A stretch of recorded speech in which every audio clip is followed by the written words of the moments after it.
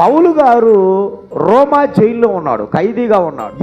ఏ కాలంలో ఆయన ఆ స్థితిలో ఉన్నాడంటే పౌలు గారి చివరి దినాలు, అంటే ఆయన వృద్ధాప్యలోకి వచ్చాడు.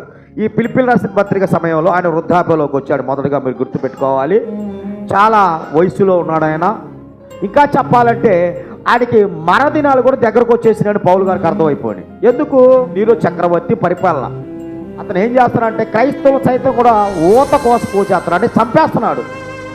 అలాంటి చంపేస్తున్న ఆ పరిస్థితుల్లో పౌలు గారిని పట్టుకొని ఖైదీగా జైల్లో బంధించేశారు. జైల్లో బంధించిన ఆ ఖైదీగా జైల్లో బంధించినప్పుడు పౌలు గారు అక్కడి నుంచి ఫిలిప్పీలు పట్టణంలో ఉన్న క్రీస్తు సంఘమును గురించి కొన్ని విషయాలు తెలుసుకోవాలనుకుంటూ ఆశపడుతున్నాడు. ఆయన రోమాలో ఖైదీగా ఉన్న పౌలు గారు ఫిలిప్పీ అనే పట్టణంలో ఉన్న క్రీస్తు సంఘమును గురించి కొన్ని విషయాలు తెలుసుకోవాలని చాలా ఆశపడుతున్నాడు. ఆయన అక్కడి నుంచి ఆయన పత్రిక రాస్తున్నాడు.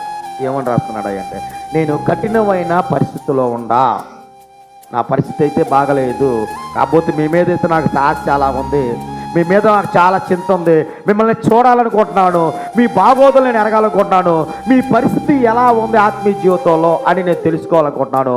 కాబట్టి నేను రాలేను కనుక, నా పరిస్థితి బాగలేదు కనుక ఇదిగో మీ దగ్గరకు నేను తిమోతిని పంపుతున్నాను.